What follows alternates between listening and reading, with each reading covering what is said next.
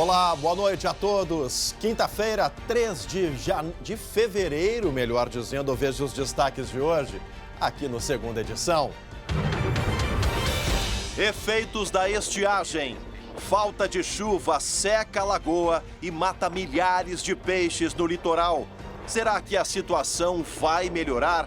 Já já a previsão do tempo. Novo recorde. Rio Grande do Sul tem 35 mil novos casos de Covid em 24 horas. Saiba qual a projeção dos especialistas para o fim da nova onda. Político suspeito de mandar bater em jornalista deixa cargo na Assembleia Legislativa. Entenda o que motivou as agressões. Foi essa denúncia aí do Poço Seco que deu uma maior repercussão e acredito que as agressões tenham sido motivadas também por essa denúncia.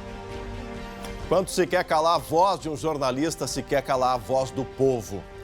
O SBT Rio Grande, segunda edição, começa agora e eu te convido, vem com a gente.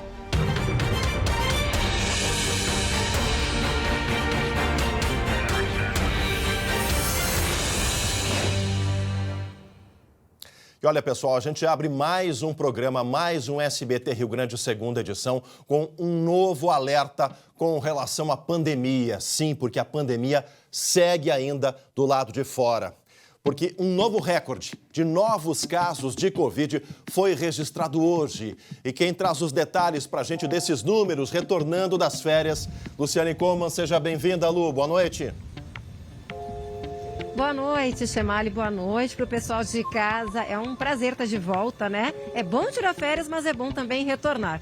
Agora, que pena que eu estou aqui para dar notícias não muito boas, né? Porque, olha só, o Rio Grande do Sul, em 24 horas, registrou mais de 35 mil novos casos de Covid. Nossa. Isso em 24 horas, é muita coisa. Houve também 41 novos óbitos pela Covid-19 e aí com isso o Rio Grande do Sul chega à triste marca de 37 mil mortes por causa do coronavírus, da Covid-19 durante essa pandemia. E a escalada de casos de Covid tem também refletido no número de internações. Olha só, nos leitos clínicos, né, os leitos de enfermaria aqui do estado, hoje são 1.724 pacientes com Covid nesses leitos. Isso significa 53% a mais que na semana passada e o dobro da semana retrasada. Agora, falando de UTI, a gente também teve reflexos nas UTIs. Hoje são 679 pacientes, 38% a mais que na semana passada e 75% a mais que na semana retrasada. A gente conversou com a epidemiologista do Hospital Conceição, a Ivana Varela, para saber um pouquinho, né, sobre esse cenário atual. Vamos ouvir.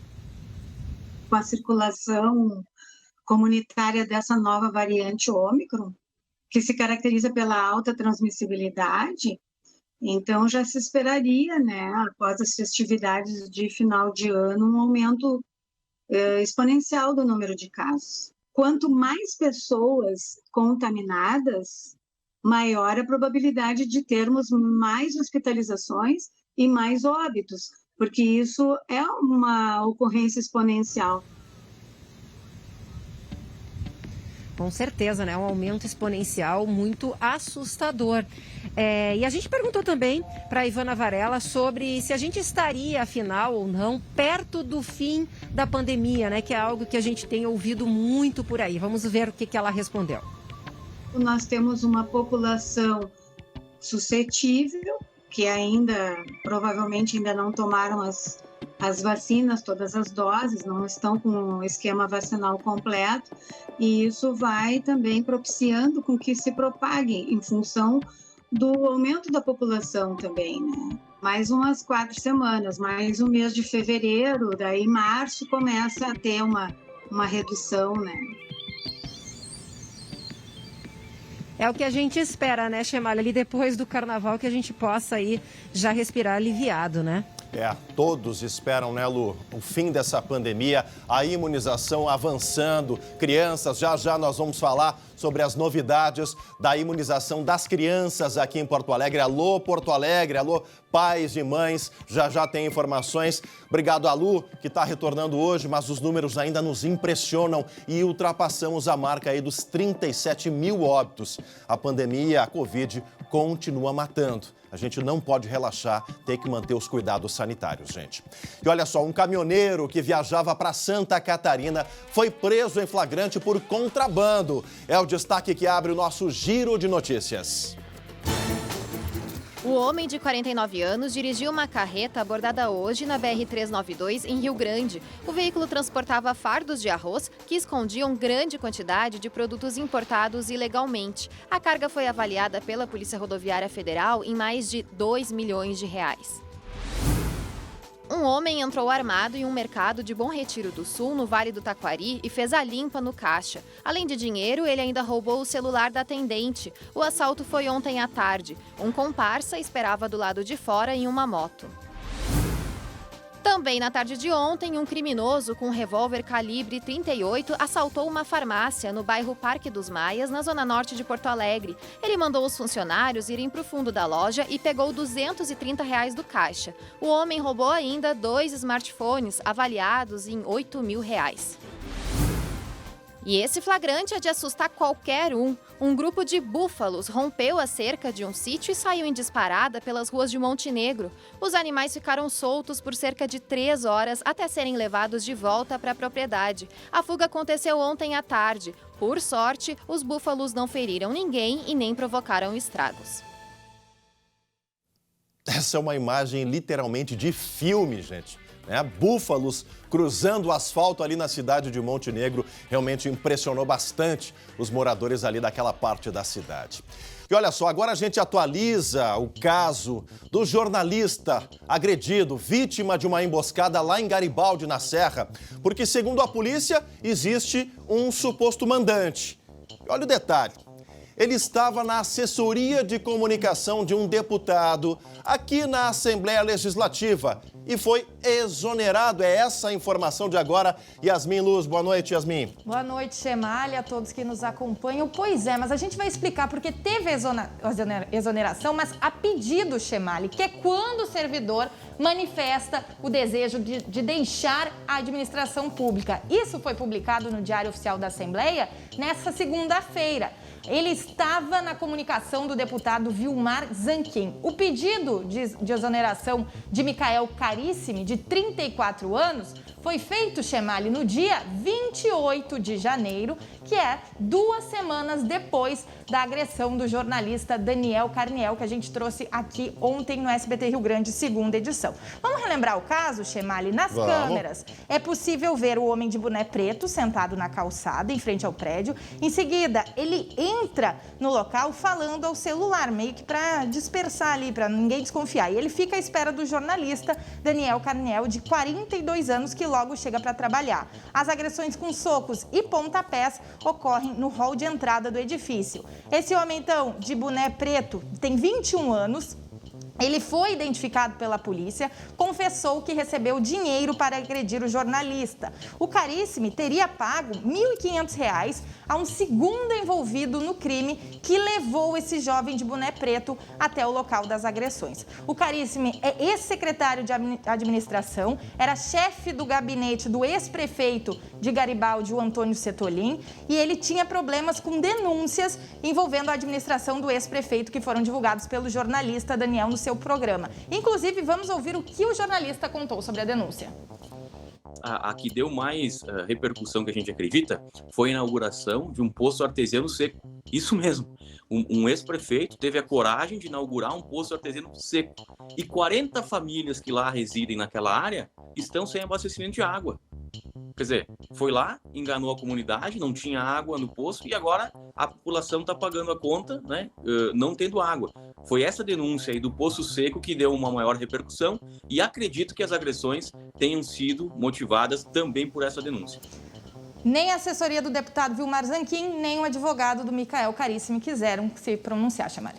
O espaço permanece aberto aqui, né? Até porque a investigação da Polícia Civil continua e o indiciamento ainda não está fechado. Micael Carissimi, microfone do SBT aberto para tentar explicar, já que você é apontado pela Polícia Civil como o mandante desse crime, desse atentado contra a liberdade de imprensa. Falando em crime, gente, a gente traz agora uma outra notícia que nos choca. Um crime que chocou a cidade de 3.600 habitantes lá no Noroeste Gaúcho hoje. A Polícia Civil investiga um duplo homicídio seguido de suicídio no interior de Braga, pequeno município. O homem matou a ex-mulher e o atual companheiro dela porque não aceitava o relacionamento. Ele invadiu a casa de Janete Tavares Moraes e a esfaqueou. Depois disso, o suspeito fugiu do local e foi até Barra do Gravatá, onde atirou contra a segunda vítima, o Valdir Maia. Ele chegou a ser socorrido, mas não resistiu aos ferimentos. E esse suspeito autor, foi encontrado morto em seguida. A suspeita da polícia é que ele tenha tirado a própria vida. Agora, mais uma situação envolvendo feminicídio, a posse e o machismo aqui no Rio Grande do Sul. Isso sim é uma pandemia. É o que a gente está vivendo aqui no nosso estado, infelizmente. Agora a gente dá uma aliviada nos assuntos mais pesados para falar de futebol. Olha, ontem teve mais uma rodada do Campeonato Gaúcho. O que será que temos de novidades na dupla Grenal? Diz aí, Matheus Schenck. São Luís e Inter foi, sonolento. Então, bora especular sobre mercado de transferências? O Colorado tem um acerto com o volante Gabriel, do Corinthians. 3 anos de contrato. Só que tem um porém. O Timão não liberou ainda e quer dinheiro. Aliás, outro porém na história. O técnico Silvinho foi demitido ontem. E quem sabe o novo comandante não queira usar o Gabriel.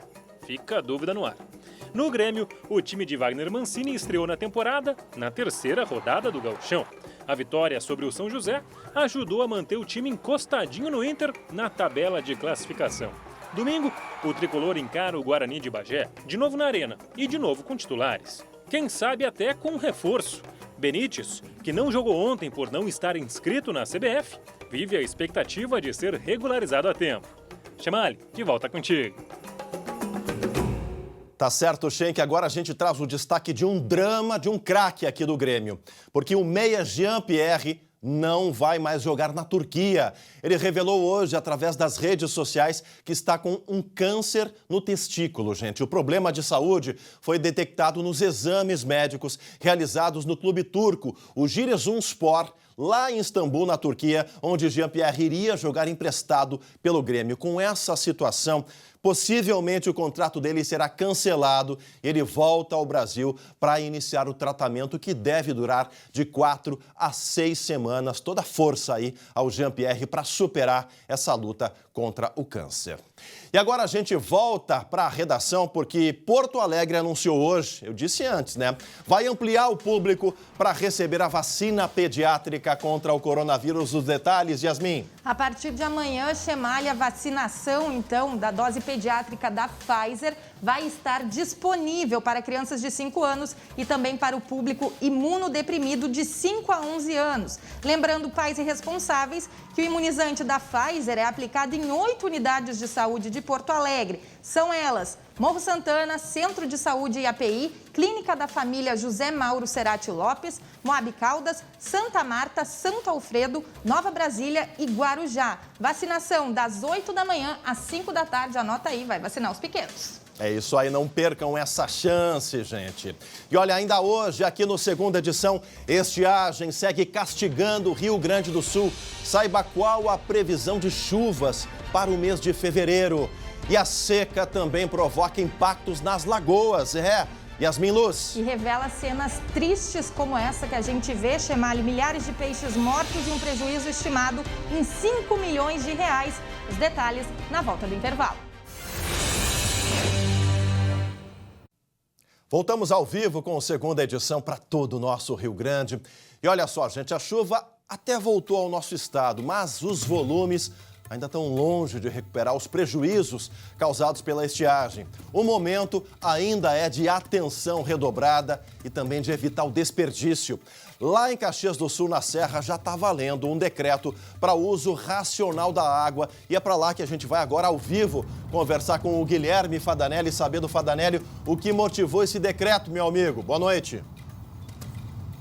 Oi, Chemali, boa noite. Pois é, a chuva dos últimos dias ela foi insuficiente para encher os reservatórios. Aqui em Caxias, por exemplo, 5 represas atendem a cidade e 2 estão em estado de atenção.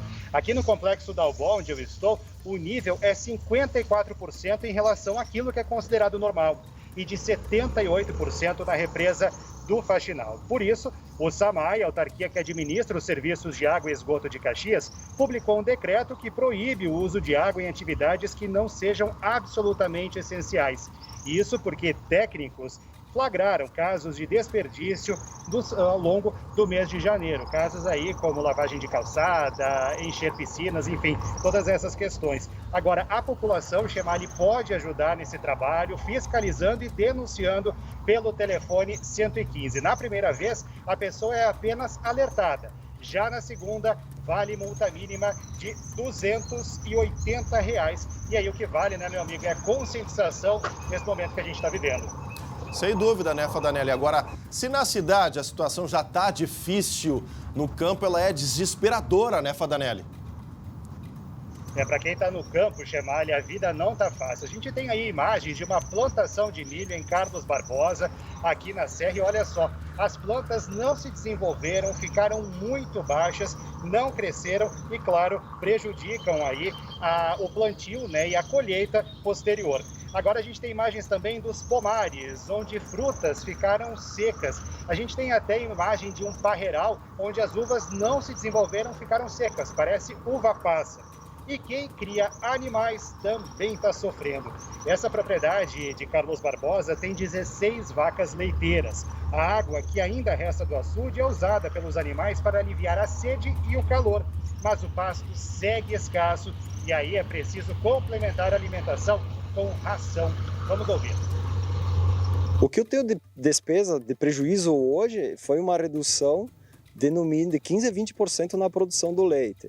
A dieta que havíamos montado era para manter aí uma média de 26 e 27 litros por vaca dia, e hoje eu estou com 22,5 e 23 litros.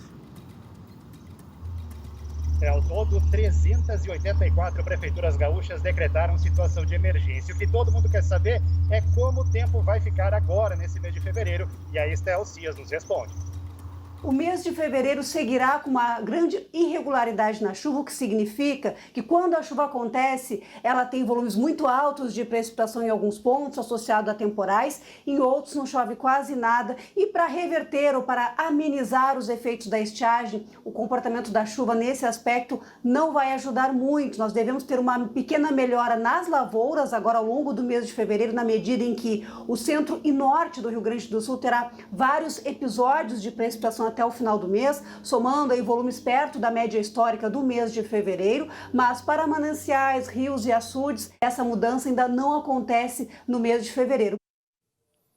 Tá certo, obrigado a Estel Cias, ao Guilherme Fadanelli, direto de Caxias do Sul, e a gente segue falando sobre a seca, sobre a estiagem que afeta todo o nosso estado, e eu falo agora da Lagoa do Peixe, de um santuário natural, porque milhares de peixes morreram. A gente vai para a redação conversar com a Yasmin. O que está acontecendo por lá, Yasmin? Muita estiagem e seca. Imagens tristes que a gente vai ver agora na tela, Chemali, vem da Lagoa do Peixe, que é um parque nacional em Mostardas, no litoral gaúcho. Em alguns pontos, a lagoa está seca e tem a morte de peixes. Nossa. Inclusive, essa lagoa lembra um deserto em alguns pontos. Cerca de 50% estimam aí os pescadores. Chemali, o local é administrado pelo Instituto Chico Mendes de Conservação da Biodiversidade, o ICMBio. Segundo eles, de 35 quilômetros, 10 estão secos, porque como a gente pode observar aí nas imagens, alguns locais ainda têm água, mas cerca de 40 centímetros de profundidade. Pouco mais de 200 pescadores estão licenciados para trabalhar na área, mas eles não conseguem, Chemali, porque os peixes e os camarões estão morrendo. Eu conversei mais cedo com o presidente da colônia de pescadores Z11 de Tavares, o Jair Lucrécio, e ele me contou que é muito difícil calcular os prejuízos, mas ele estima, Chemali, 5 milhões de reais em prejuízo. E além das espécies aquáticas, tem animais ameaçados de extinção que estão protegidos nessa unidade, como as aves gavião cinza, a gaivota do rabo preto, o sanã cinza e o 30 réis reais. Triste situação que a gente mostra aí nessas imagens. Triste demais, é um santuário, como eu disse, rota de aves migratórias, né? A Lagoa do Peixe é um parque nacional protegido por lei. E tá aí a questão da estiagem, o vento também, né, Yasmin? O vento nordeste e leste, ele não ajuda com que o mar, tem que ser vento sul para um pouco do mar entrar, porque há uma ligação com o mar ali numa parte, é o chamado litoral do meio, né? Isso. Entre o litoral norte e o litoral sul, né, Yasmin? Isso mesmo, a lagoa desapareceu, Chemali. Como a gente pode ver, a gente tem imagens de pessoas até caminhando onde seria a água. Muito triste. Muito triste, a gente pede ajuda. Obrigado, Yasmin Luz. Pedimos ajuda a São Pedro, enfim, a quem possa mandar chuva ao Rio Grande do Sul, agradecendo a sua companhia, a sua audiência. Na sequência vem o SBT Brasil, amanhã 11h30. Vou estar em Capão da Canoa, lá na nossa Arena Mais Verão SBT, junto com o André Rara, André aqui no estúdio, comandando todas as atrações. À 1 da tarde, o SBT Notícias, e a gente volta às 7h20 da noite com a segunda edição. Tchau, tchau, até amanhã.